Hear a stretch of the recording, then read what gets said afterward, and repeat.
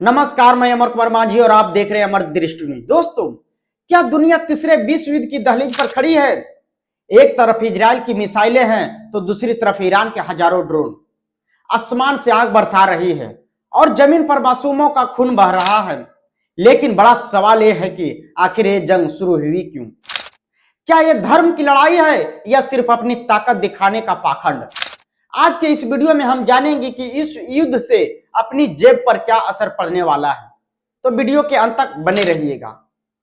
भारत को इस आग में क्या करना चाहिए, ये जानना हर भारतीय के लिए जरूरी है।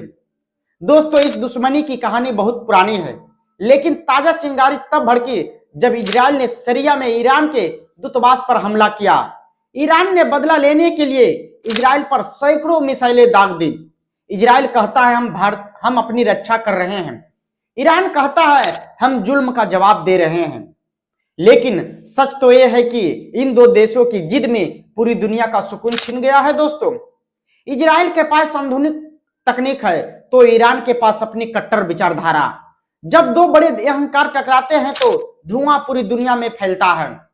अब बात करते हैं उस आम आदमी की जिसकी कोई नहीं सुनता, चाहे वे इजराइल का नागरिक हो या ईरान का। मरता तो आम इंसान ही है ना। नेताओं के बच्चे तो सुरक्षित बंकरों में बैठे हैं, लेकिन आम जनता के घर में उजड़ रहे हैं। इस युद्ध की वजह से पूरी दुनिया में तेल की कीमतें आसमान छूने वाली है। अगर तेल महंगा हुआ तो आपकी रसोई का राशन, पेट्रोल, डीजल और सब्जियां सब महंगी हो जाएगी। ये बड़े देशों का पाखंड देखिए, शांति की बातें तो करते हैं लेकिन हथियार सब बेच रहे हैं। इन अमीर की जंग की कीमत दुनिया गरीब अपनी थाली देकर चुका रहा है। दोस्तों, भारत के लिए यह कुएं और खाई जैसी स्थिति है। इजराइल हमारा पक्का दोस्त है जो तकनीक और खेती में हमारी मदद करता है। वही दूसरी तरफ ईरान से हमारे पुराने रिश्ते हैं और वहां से हमारा व्यापारिक रास्ता निकलता है। भारत को किसी एक का पक्ष लेकर इस आग में नहीं कूदना चाहिए। हमें शांति दूत का भूमिका निभानी चाहिए। क्यों? क्योंकि अगर हम किसी एक के साथ गए तो हमारे करोड़ों भारतीय जो खाड़ी देशों में काम करते हैं उनकी जान खतरे में पड़ जाएगी। भारत को अपनी अर्थव्यवस्था और अपने नागरिकों की सुरक्षा को सबसे ऊपर रखना होगा। हमें कहना होगा युद्ध बंद करो, वरना दुनिया तबाह हो जाएगी। दोस्तों, युद्ध किसी भी समय समस्या का समाधान नहीं है।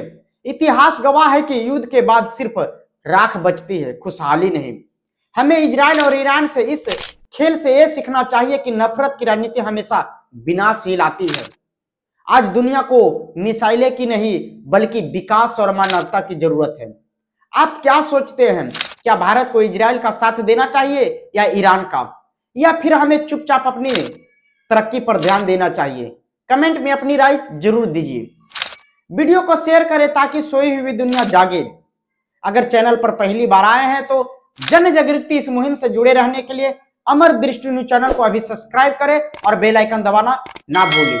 धन्यवाद।